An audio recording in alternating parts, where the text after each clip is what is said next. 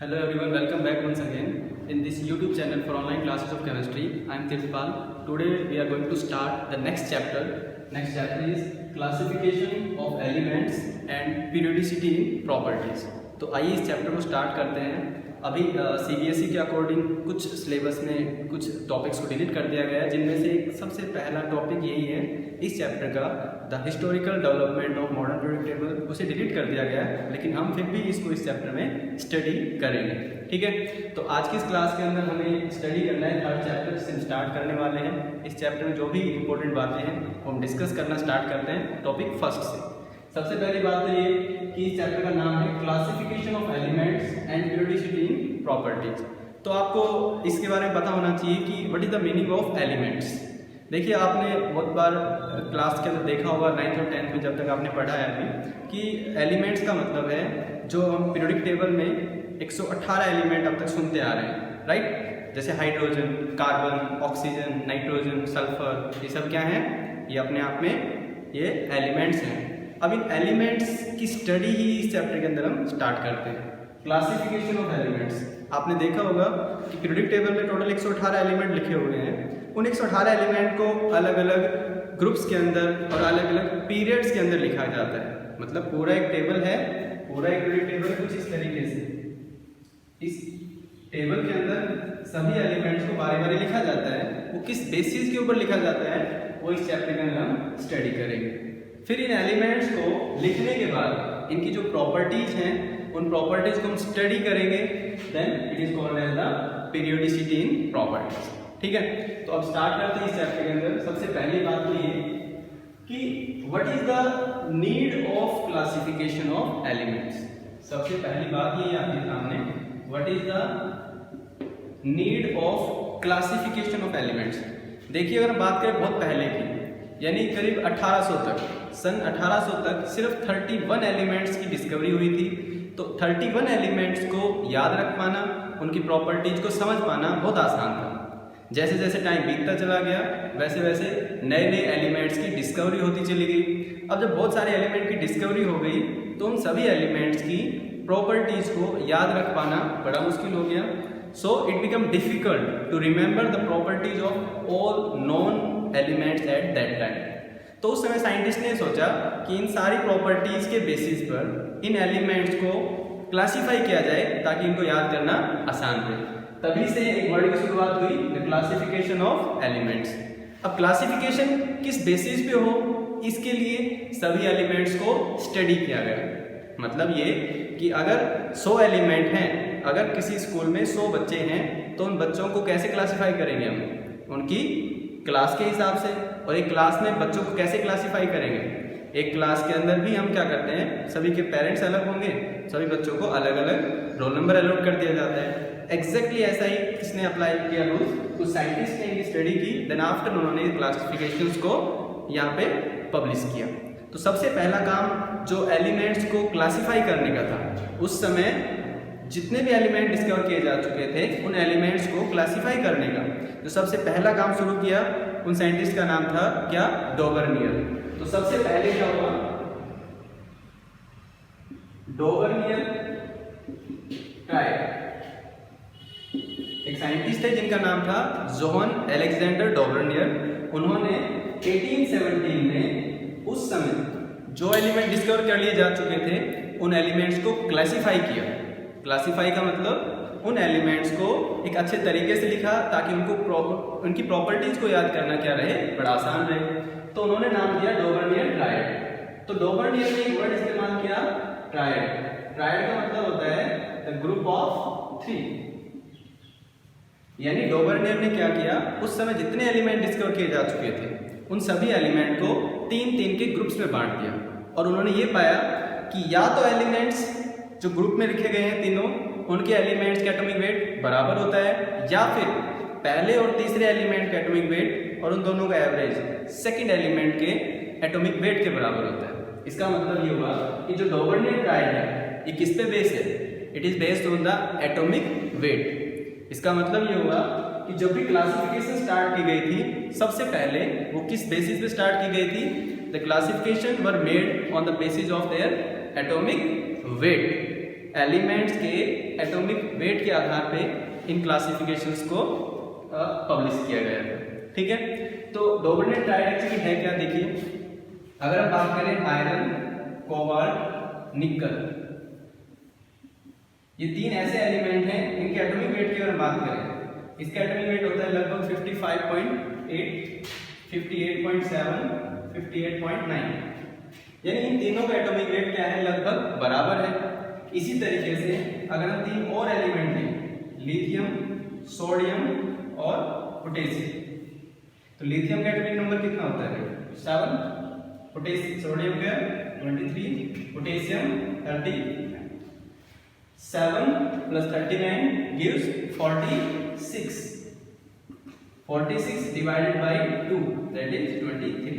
इसका मतलब according to Dobernet triad, either the element can have their nearly equal atomic weight or the second element in the Dobernet triad can have the atomic weight equal to the average of first and third। तो आपको समझ में आ गया होगा कि डोबरनेट triad ने क्या किया, तीन एलिमेंट्स के उन्होंने ग्रुप्स बनाए कुछ इस तरीके से, लेकिन इनके काम में कमी रह गई कि इन्होंने सारे के सारे एलिमेंट्स को क्लासिफाई नहीं किया उस समय। तो this was the limitation of Dobereiner triad. इसके बाद में क्या हुआ, डोबरनेट के बाद में एक दूसरे साइंटिस्ट आए जिनका नाम था न्यूलैंड। तो न्यूलैंड ने क्या किया, न्यूलैंड लॉ ऑफ ऑक्टेव दिया। ये जो काम किया उन्होंने 1865 में किया। इनके काम में भी कुछ कमियां रह गई। इसके बाद एक साइंटिस्ट आए लोथर मियर। लोथर मियर एक ऐसे साइंटिस्ट थे जिन्होंने 1869 में एलिमेंट्स की कुछ प्रॉपर्टी को एक्सप्लेन करने की कोशिश की, लेकिन उनके काम में बहुत सारी कमियां रह गई। कहने का मतलब ये है कि जो ये काम शुरू हुआ ये 1800 से शुरू हो चुका था क्लासिफिकेशंस का। धीरे धीरे क्लासिफिकेशंस होती गई। क्लासिफिकेशंस में कुछ अच्छाइयाँ थी, कुछ कमियाँ थी। उन कमियों को दूर करने के लिए नए नए क्लासिफिकेशंस होते गए। तो जो लोथर मियर में लिमिटेशंस रह गई थी, कमियाँ रह गई थी, उन्हें दूर करने के लिए नेक्स्ट एक साइंटिस्ट आए जिनका नाम था मेंडलवीज। मेंडलवीज पीरियोडिक टेबल। इसका मतलब ये हुआ कि अब तक जो कमियां थी वो लगभग किसने सेटिस्फाई कर दी और किसने एक्सप्लेन कर दी, मेंडलवीज पीरियोडिक टेबल ने। ठीक है, तो मेंडलवीज पीरियोडिक टेबल क्या है वो सीखना हमारे लिए ज्यादा जरूरी हो जाता है। सो मेंडलवीज पीरियोडिक टेबल का बेसिस देखते हैं, किस बेसिस पे मेंडलवीज पीरियोडिक टेबल लिखा गया। देखिए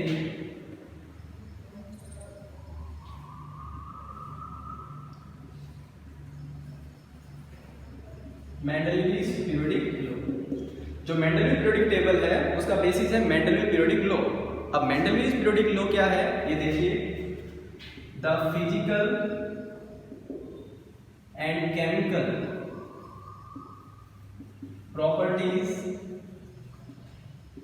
of elements are the periodic function of their atomic weight. इसका मतलब कि जो फिजिकल और केमिकल प्रॉपर्टीज होती है एलिमेंट्स की, वो क्या होती है, वो उन एलिमेंट्स के एटॉमिक वेट पर डिपेंड करती है। इसके बाद में क्या स्टेटमेंट लिखी गई, ये लिखा गया that is when elements are arranged in the increasing order of their atomic weight, the elements with similar properties are grouped together। इसका मतलब जब ये टेबल लिखी गई तो उस समय एलिमेंट्स को उनके इंक्रीजिंग ऑर्डर में लिखा गया एटॉमिक वेट के हिसाब से। तो जैसे जैसे एटॉमिक वेट्स को लिखा जाने लगा, एलिमेंट्स को लिखा जाने लगा, धीरे धीरे क्या हुआ कि जिन एलिमेंट्स की प्रॉपर्टी सेम थी वो पर्टिकुलरली क्या आ गए, एक ग्रुप में आ गए। तो इसे क्या नाम दिया गया, द मेंडलवीज पीरियोडिक लॉ। इसके बेसिस पे उस समय सारे के सारी एलिमेंट्स को लिख दिया गया था पीरियोडिक टेबल के अंदर, जिसे नाम दिया गया मेंडलवीज पीरियोडिक टेबल। इस टेबल की खास बात क्या थी, अब वो देखते हैं। Characteristics of Mendeleev's periodic table. Mendeleev periodic table में टोटल 8 वर्टिकल कॉलम थे। There are 8 vertical column and except 8th column all that columns are classified into 2। मतलब 8 कॉलम में से 8वें को छोड़कर 7 कॉलम में 2-2 सब ग्रुप बने हुए थे, तो उन्हें बोलते हैं हम लोग सब ग्रुप। अगर बात करें हॉरिजॉन्टली तो उस टेबल में 7 पीरियड्स थे। इसके बाद में उन सभी एलिमेंट्स को स्टडी किया गया। तो इसके बाद में बात आती है what are the advantage of Mendeleev periodic table and what are the disadvantage of Mendeleev periodic table. Advantage का मतलब है कि इसकी अच्छाइयाँ क्या थी और डिसएडवांटेज का मतलब है कि इसकी कमियाँ क्या रह गई। ठीक है, अब उन्हें स्टडी करते हैं। अब बात करते हैं advantage of Mendeleev periodic table. Mendeleev periodic table की सबसे पहली एडवांटेज थी the symmetric study of element. उस समय जितने भी एलिमेंट डिस्कवर किए जा चुके थे उन सभी को एक सिस्टमेटिक तरीके से स्टडी किया जाने लगा। दूसरा, उस समय कुछ एलिमेंट्स की डिस्कवरी नहीं हुई थी, तो उस एटॉमिक वेट के एटम की डिस्कवरी के लिए क्या हुए, रास्ते खुल गए साइंटिस्ट के पास। So the study leads to the discovery of new element. ठीक है, और तीसरी सबसे खास बात उसकी एडवांटेज ये थी कि जिन एलिमेंट का डाउटफुल एटॉमिक वेट था, जैसे बेरिलियम, उन डाउटफुल एटॉमिक वेट्स को भी करेक्ट कर दिया गया। ठीक है, तो ये एडवांटेज थी। अब बात आती है डिसएडवांटेज। इतनी एडवांटेज होने के बावजूद भी मेंडलीव पीरियोडिक टेबल में कुछ डिसएडवांटेज थी। वो डिसएडवांटेज क्या? सबसे पहले डिसएडवांटेज कि मेंडलीव पीरियोडिक टेबल में हाइड्रोजन की पोजीशन को फिक्स नहीं किया गया। दूसरा, हाइड्रोजन के आइसोटॉप्स को अलग अलग जगह लिखा गया। तीसरा, जो पहला ग्रुप है उसके फर्स्ट सब ग्रुप में तो सारी की सारी मेटल्स हैं, रिएक्टिव मेटल्स हैं, एल्कली मेटल्स हैं, और पहले सब ग्रुप के साथ में दूसरे सब ग्रुप में ही बहुत सारी इनर्ट मेटल है। तो इनर्ट मेटल और रिएक्टिव मेटल को एक साथ लिखना क्या हुआ, गड़बड़ हो गया, यानी इससे हम प्रॉपर्टीज को ठीक से जस्टिफाई नहीं कर सकते। तो ये भी क्या रह गई, लिमिटेशन रह गई किसकी, मेंडलीव पीरियोडिक टेबल की। तो ये मेन लिमिटेशंस थी। इन सब लिमिटेशंस को दूर करने के लिए फिर से रिसर्च स्टार्ट हुए, स्टडीज स्टार्ट हुई। उनमें सबसे पहला काम किया मोसेली ने। किसने? मोसेली। तो मोसेली एक ऐसे साइंटिस्ट थे जिन्होंने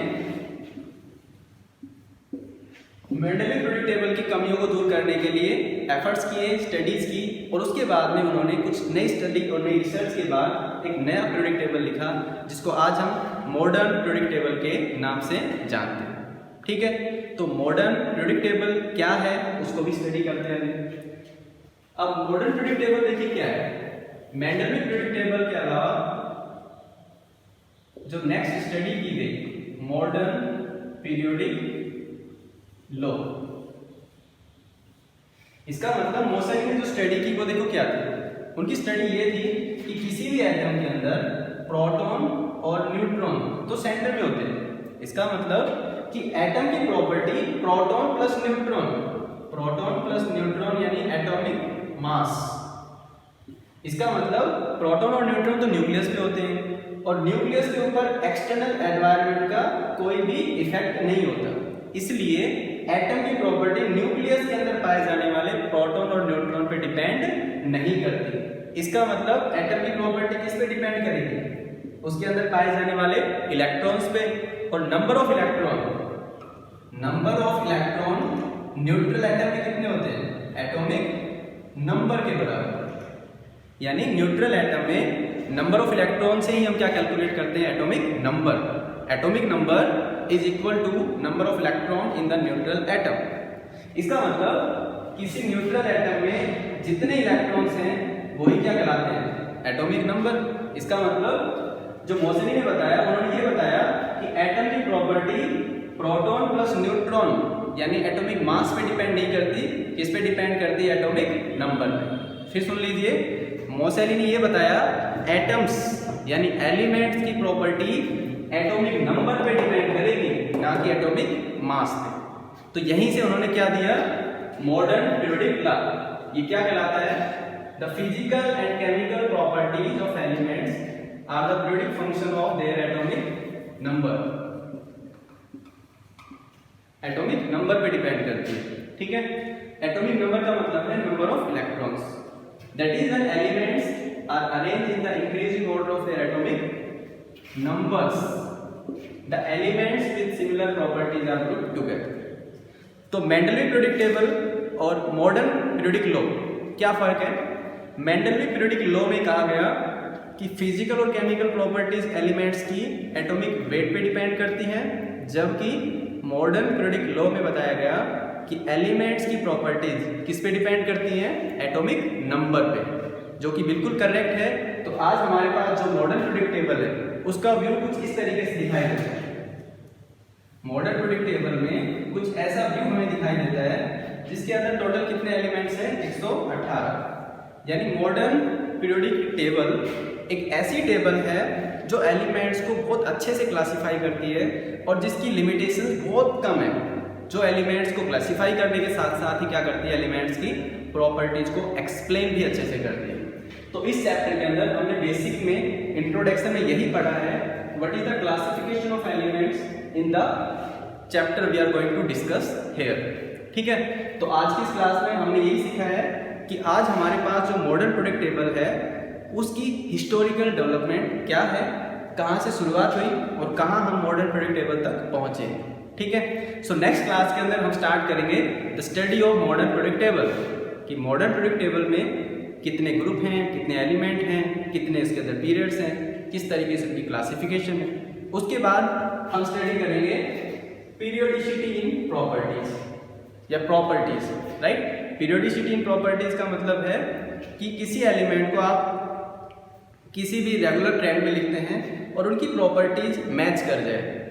the repetition in the property of element when they are group together is called as periodicity. ठीक है, सो हम नेक्स्ट क्लास के अंदर इसे अच्छे से स्टडी करेंगे। अगर आपको वीडियो अच्छा लगा तो आपसे लाइक करें, चैनल सब्सक्राइब करें। Thank you very much.